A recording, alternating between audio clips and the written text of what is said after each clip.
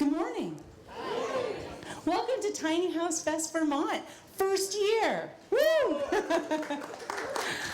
I'm Erin Miley O'Keefe, and this is Lisa Kuhneman, and we also have another cohort, Betsy Hall, who's around. And I guess it was maybe 5 months ago, we said, I was holding little tiny house talks in my house, and Betsy said, we should do a festival.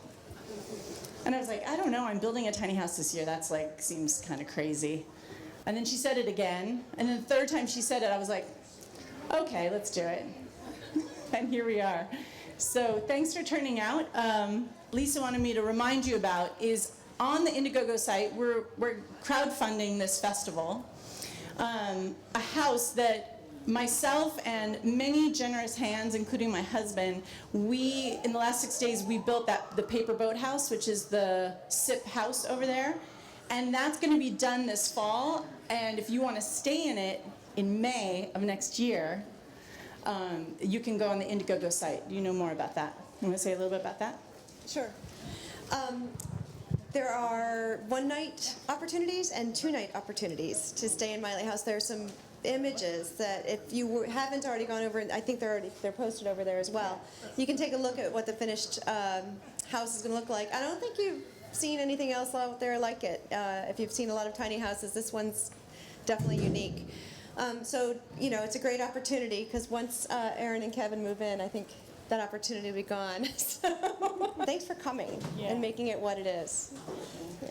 So, yeah, and like Lisa said, this festival is really about integrating into downtown Brattleboro. So we're really encouraging also the restaurants throughout Brattleboro have Tiny Bites menus, which is why we don't have food vendors here. So please, if you're not from Brattleboro or you are from Brattleboro, take a walk through the town and support our local businesses. That's part of what makes it great. We do have sponsors that are helping. Being the first year, you know, anything that starts up the first time, people want to see a track record, and then they get on board. So we do have a few brave sponsors I'd like to mention. Manny's TV and Appliance has been very generous. We really, not only with financial support, but just a fantastic online cheerleading campaign. So we appreciate that very much. We have sponsorship from Chroma Tech up in Bellows Falls and from Recycle Away. They have containers for recycling. Usually see them in public places and schools, public buildings. And they're centered right here in Brattleboro. We have a list of partners, local partners, that is, every time I look at it, I can't believe it. Really want to shout out to the Latches Hotel. Their support has been incredible.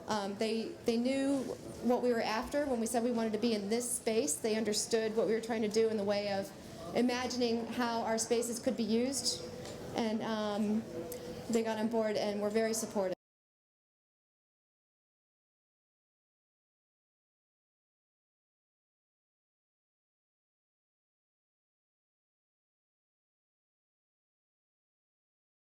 So I'm glad all of you are here. My name is Lina Menard. I have a company called Niche Consulting. I do sustainable design consulting work. I'm based in Portland, Oregon. And I am here today to talk with you guys a little bit about tiny house design.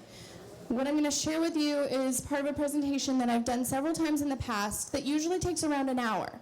And I have about 20 minutes. So I'm going to talk relatively quickly. I'm going to share a lot of different things with you. I will be happy to answer additional questions in the tent immediately after this. I also do consulting work, so you're welcome to grab one of my cards and follow up with me in the future. That'd be a lot of fun. That's that. This is my little house, the Lucky Penny. I designed and built it in 2014. I had previously lived in 2 other tiny houses on wheels, a travel trailer, a yurt, and a granny flat. So I'd been trying out small spaces before I built this little house. Quick little bit on intro to tiny house design, and some of you were clever enough to show up for Tim's presentation, so he already talked about quite a few things related to design. What I want to just point out here as we're talking about tiny house design in particular is that every inch matters You discover this over and over again, the more mistakes you make in a tiny house. So start carrying a tape measure. If you don't yet have a tape measure that you carry in your purse, your pocket, or your, whatever you call your bag, fellas, these days, start carrying it, because what you're going to find is that you might not know the standard width of a countertop. You might not know, how big that chair is that fit you just right in the hotel lobby, right? So if you start carrying your tape measure, you will know this information, or at least you'll be able to collect it without, having to ask someone. The other thing I want to point out as we get to talking here is that the design process is really iterative, right? So there's one thing that will make you think, oh, we've got it all figured out, we're going to do it this way. And then you'll figure out something else that's going to make you go, oh, no, that will never work, we have to do it this other way. So the design process goes back and forth in a lot of different iterations, and that's how it's supposed to work, so that's okay. You'll change your mind, let yourself, again and again. And the last little point before we get started is that part of being a designer, and especially when you have the opportunity to design for yourself, is that it's okay to do a little bit of navel gazing. That's actually a good thing. So my friend Dee Williams, who some of you may know, she is one of my tiny house heroes. Anybody else? Yeah? Okay. So she talks about it as playing anthropologist with yourself. And what she means by that is that anthropology is the study of all people in all places at all times, right? When you're playing anthropologist with yourself, you're really paying attention to, who am I? What's important to me? What feels good to me? What do I care about? And so really starting to pay attention to those things will help you to create a little space that's going to work well for you. Okay, now that we got that covered, here's the process. First thing, learn from other people's mistakes. I've made a heck of a lot of mistakes. I write about them on my blog, so don't make my mistakes. You go out and make your own mistakes. And then tell us all about it so that we don't have to make your mistakes, right? That's the deal. Okay. Visit or stay in a tiny house. You guys have the opportunity to check out some awesome little houses today. How many of you have already been through those lines and gotten into the houses? Okay, good. How many of you still have a couple you're really excited about exploring? Yeah, okay, so be sure and do that, because this is an amazing opportunity to actually get to play inside these spaces. You have your tape measure, right? Yeah, okay. And there are a couple places now where you can stay in a tiny house as well. You might have noticed Airbnb recently exploded with tiny houses everywhere. It's not just you, everybody else loves tiny houses too. As we start getting into the design process, one of the things we want to do fairly early on is to explore different layouts. And when I work with design clients, we usually try to come up with at least 3 layouts that we kind of like, just in terms of playing. Because when we do that, we find that there's a piece of this one, and a piece of that one, and a piece of this other one that all kind of play nicely together. And we can come up with a much more interesting synergy when we come up with different layouts. So it's likely that one of the things that came up in your first iteration, remember that iterative design process thing, is going to be something that you really want to keep. But it's also likely that that spiral staircase that you stuck in the corner may not actually give you enough headroom to get up to the second story. Anybody have that experience ever? Okay, great. So then we get to rearrange the furniture. And this can happen both with layouts in terms of kind of the rooms as well as the pieces within them, right? It's really about starting to explore what happens when we shuffle pieces around. I do know people who rearrange their tiny houses in particular, but this might be something like switching whether the stove and the sink, if they flip, what does that do? Right? If you switch the orientation of the bed, what does that do? So it's playing what if at that point. And then we start to bring it into the third dimension, because this is when we realize that, oops, we need headroom for a spiral staircase. So as we start really playing with what happens in all 3 dimensions, we really understand how the house works. Prior to that, it's kind of dreamy, and then once you pull into the third dimension, it starts getting real. So we can look at our houses in 3 dimensions. You'll see a lot of floor plans, and most of us are pretty good at making floor plans because we carry our tape measures, right? So we can measure out, see how big things are. But when we pull it into the 3rd dimension, we have to use a couple other tools. So one of them is called a cross-section. And a cross-section is basically what happens if you have, how many of you have had a dollhouse growing up, or know a kid who has a dollhouse, right? And you open it up, and what you see is the cut through. That's a cross-section. right? We get to see into the house. It's a peek through the house. When you take a look at the outside of the house, that's the elevation. So the elevation is what we see on the outside. And I think it's really important when we're designing to go back and forth, iterative design process, back and forth between what happens inside and what happens outside. And I challenge you, as you start taking a look at tiny houses, as you're, 3 o'clock in the morning, you can't sleep, and you're an insomniac, and so you're looking at tiny houses. I know you do this. Or as you're exploring the tiny houses here, notice which of them are designed from the inside and which are designed from the outside, and which of them seem to have balanced designing from the inside and out. So you can often tell, right? So there are times that you'll see a window isn't quite where it ought to be, if you're looking at it from the outside, or a window isn't quite where it ought to be if you were looking at it from the inside. It's really tricky to get both, and some people frankly don't care, and that's okay, because it's your house and you get to do what you want with it. But I think it's really nice if you pay attention to what happens both ways. And then it starts to get real as we move into schematic design. We start adding color and texture and really get a better feel for what this little house is actually going to be like someday. That makes it a lot easier to describe to a builder. If you're going to have your little house built for you, you can take it to a builder and say, hey, this is what we want, right? Or if you're going to do it yourself and you're making 300 trips to the hardware store, you can, help them understand. And then we want to research and specify products. And this is actually a really important part of the design process. A lot of people are like, we'll get to it later, right?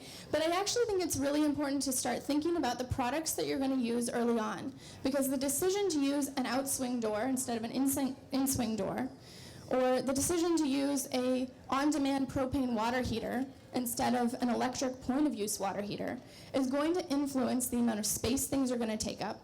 It's going to influence the systems that you choose to use.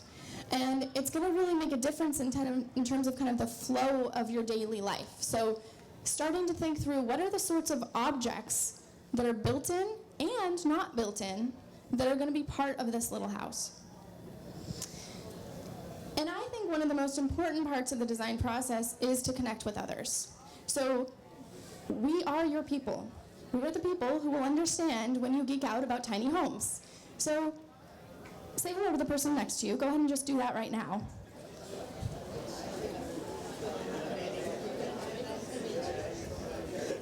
Okay, good. So you can talk to them later. Yeah, they'll be here. You can talk to them later. And just be sure that as you're starting to have these conversations with other people around tiny houses and your tiny house design, find at least one person who cares, right? One person who will listen to you as you talk it out. And if you need to, you can hire me. Okay. So now let's get into some design tricks. So these are some of my favorite ways to make small spaces work well. Again, some of you were clever enough to listen to Tim and his talk about lighting. So he talked a little bit about color and the impact of color. Using light colors can make your space feel brighter.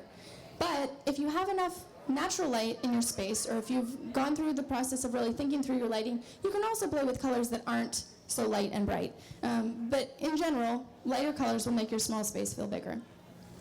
You can also borrow and bounce light. The first time I saw this picture on the right, you were right, I actually didn't realize that wasn't a window. We can do a lot with mirrors. There's a lot we can do to bounce light around. We can also borrow light. So the one on your left shows the way that light is borrowed between two different floors.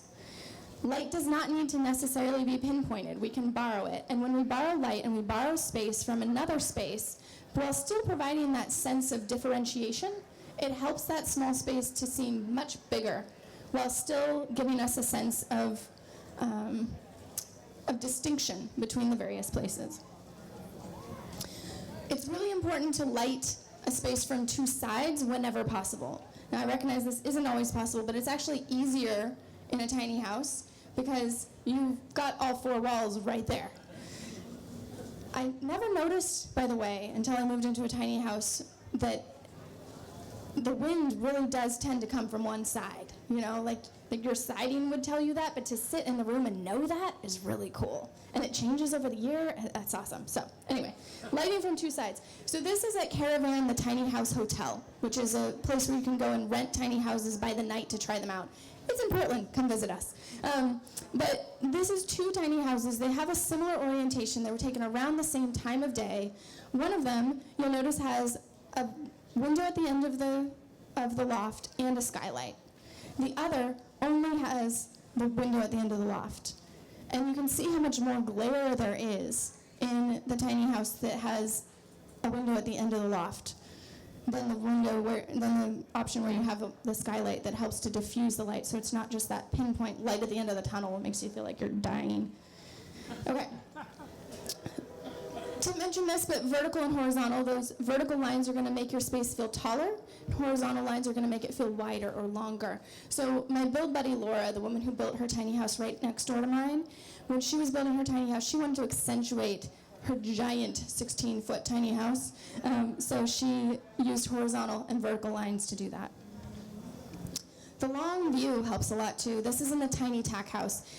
I will admit he's cheating a little because Chris Tack's an incredible photographer and he has fancy lenses. So the house is not quite as big as it looks. But when you can create a long view through the house, especially at a diagonal, it's going to make that space feel bigger. And when you can create connection between indoors and outdoors, not only is it going to make that space feel bigger, it's actually going to make your space functionally work bigger too. Another strategy I really like is compression and release. And the way this works is that you walk into a space, and I do this in my own home in the Lucky Penny. You walk through the door, and you come into this really small space. I'm only 5'2", so I have about 6 feet overhead in this space. And then once you step through, there's a skylight. And the ceiling soars to a whopping 12 feet, right? So the space feels huge at that point. My house is 100 square feet. It's 14 and a half feet long. But the second most common thing that people say when they walk into my house after, boy, it smells good in here, not knowing they just walked through where my compost toilet was, is, wow, it's like a cathedral in here, right? It feels spacious. And that's partly because they didn't realize it, but I just compressed them when they walked in the door, so that when they go into this open space, there's this sense of spaciousness and expanse. So it feels bigger than it is because they just got squished at the doorway. Another way you can do this is what Dee calls turn the axis. And this is a little house she designed called Sweet Pea. The plans are available through her company, Portland Alternative Dwellings. And one of the things that's really neat about this house, and this is getting to be much more common these days, is to enter from the side of this long axis of the tiny house. And as you enter, you go, oh, little house, there's the wall, right? But then you turn to one direction, or maybe both, and realize, oh, there's a lot more to this house than I originally realized. So that makes the space feel bigger too. Another trick is what we call the slow reveal. And the way this works is that you have some element, oh, darn it, you have some element of the house that's hidden at first. And so it's not until you move to a different space that you recognize it. So in this house on your right, this is Tammy and Logan's house from Rowdy Kittens. And when you walk in their door, you've got the bathroom to your right and the kitchen to your left. And it's not until you sit down in their living room that you see their lofted bed up above, right? So you don't notice at first that there's more to the house. The one on your left is a house that Jay Schaefer built many years ago, and there's this whole separate sleeping room up above. So you don't know that when you're down on the first floor. But, you know, it seems like kind of a nice place to have a slow reveal. Another trick is to use a working triangle. So if you think about the way that you cook, you pull things out of your fridge, you pull things out of your pantry, so you've got your food sources, right? You bring them out onto your countertop, and you often wash them. So we just went fridge, sink, right? Or fridge, pantry, sink. Then you prep them. So you're usually chopping, you're mixing, whatever it may be that you're doing to prepare your food. And then if you eat anything besides raw food, you're cooking. So you then are using an oven, a slow cooker, a microwave, whatever it may be, to actually heat that food. And then as you tidy up after you've served the meal, you reverse the process, right? So you're putting things into the sink, you're washing up, and you're storing food away. So if you think about that triangle and get them in the right order, even if it means turning your body, you're going to be better oriented than if you do something like sink, fridge, stove, right? If they're out of order, you're kind of going like this all the time. So that helps too. Going vertical makes a really big difference in a small space. This house on your left really maximized their upper storage in their kitchen. The one on the right is the yurt that I lived in for about a year. I found one of those little storage things you hang over your door and stick your scarves and shoes and whatever it is. I stuck my mason jars in there, and that became my pantry. So finding those ways to go, okay, what else can I hang up? Store things in the stairs. A lot more tiny houses have stairs these days, and a big reason for that is that they do a double purpose. You can have both storage and vertical circulation. Hanging things up whenever possible, as I mentioned. And then if you have rafters or joists in your house, using the space between them. Sorry, I didn't realize it was on a move ahead thing. The one on the left is a family who, here in Vermont, who their family has a special secret recipe for Bundt Cake. And so even though they only make it a few times a year, this is a visual for them on a regular basis of that special thing. So use those spaces well. And then, of course, hanging the jars, just be sure and stick 2 screws in there so the lid doesn't spin. Make your wheel wells work. Unless your house is a deck over, where the entirety of the house is built over the wheel wells, you're going to have wheel wells in your space. So make those wheel wells work. In this little house, the other one, we have pet food at the convenient pet height on one side, and we've got yoga mat storage tucked at the top of the other one behind the closet. If your house is going to be mobile, you're going to be on the road a fair bit. First of all, build as small and light as possible. You might consider a camper or a cargo van or something along those lines. But also, plan to design for mobility. This is my buddy's house truck, John Leibovitz. He built an awesome little tiny house truck called Polymecha. You notice these cool handles? The ones in between actually twist and lock those drawers into place when he hits the road. So it doesn't take him very long at all to get ready. Control clutter at the door. One of the things that I usually work with my clients to figure through is their landing pad. What I mean by that is the place where you walk in at 6 o'clock at night in the rain with your boots on, maybe it's mud season, and you got groceries in your arms. What do? How do you get that door unlocked? If you lock it, you're Vermonters, I don't know. Is there a light over your porch? Where do your boots go? All of those things are things to think about. So you may not be able to do it quite this way, but the more you can contain at the door, the more you can give yourself a landing pad, the more the rest of your home can be home rather than transition space where the mail gets strewn and the recycling and all of that. So have some inboxes and outboxes at your door and keep things going where they need to be. Oops. There it is. Okay, so tuck it in a drawer. Drawers are much more dense than other storage space. I have a blog post about packing lightly versus packing densely. People ask to carry my bag for me sometimes. They'll be like, hey, do you want me to get that? And I'm like, I don't think you want to do that, because I don't pack lightly. The bag is small, but it's really heavy. And that's because I pack densely. Drawers are one of the best ways to pack densely. So that window seat where somebody's like, oh yeah, and there's storage underneath, and you lift it up? Yeah, that's a pain in the butt. You guys ever notice that? You've got to lift up the cushion, and maybe there's something on top of it, and then the wood, and it kind of wants to fall on you. And so drawers if you can. If not, make them cupboards. Use the hole in the wall. Niches are awesome. If you've got interior walls, don't do this in an exterior wall. I've had people say, oh, I'm just going to insulate my walls with my clothes.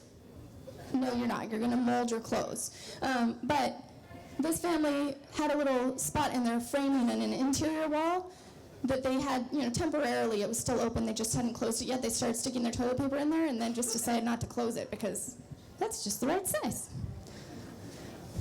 Lots of examples of multi-purpose space out there on the internet. That's what you do at 3:30 in the morning. Same thing with multifunctional furniture.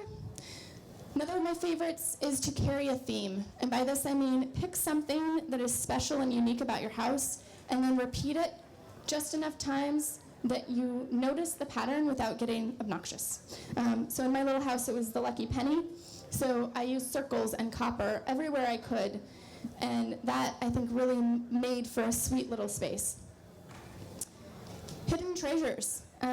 Wherever you can, tuck away little things. So in this house on the right, there's a wine rack over the sitting space. You know, you don't necessarily notice it at first, but real nice to be able to pull down a bottle of wine as you're serving dinner. And the one in the left there has toe kick drawers. Enjoy practical art. So I think there are a lot of things that are extremely beautiful that are everyday objects. Food is one of my very favorites. So you wouldn't want this to be in a place that would get a lot of sunlight, of course, but show off those things that you love. The things that make your heart sing. Those are the things to have around and visible. And finally, keep the kettle on. And what I mean by this is the way that you live should be shown in your home. So in my house, we tend to keep the kettle on the stove because that's where it goes. That's really all it does. So just let it be there. Similarly, when I was a kid, we always had a little mug that we kept on the table with silverware in it. And whenever somebody would sit down to eat, they'd take whatever pieces of silverware they'd need to eat their food. And then they'd get washed and they'd get put back in the cup. And that way we were never having to set the table and then wonder afterwards, did she use her spoon? I can't really tell. So figure out what those things are about how you really live your life. Figure out the ways to accommodate those elegantly, simply, functionally, in your everyday experience, and design your home around you. So,